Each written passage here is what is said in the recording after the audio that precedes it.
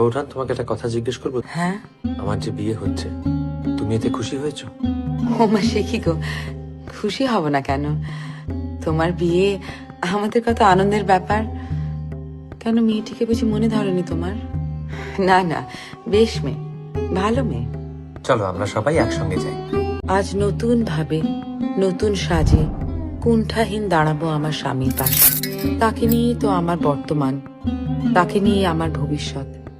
হলোর মা, দেখ দেখি কেউ এলো কিনা। না তো, কেউ আসেনি তো। প্রিয়তমেষু, যে কথা মুখে বলিতে পারি নাই তাহা জানাইবার জন্যই এই পত্র। আমার শরীরের মধ্যে তোমার একটি ক্ষুদ্র বীজ বাড়িয়া উঠিতেছে। ইতি, তোমার একান্ত সরোজিনী।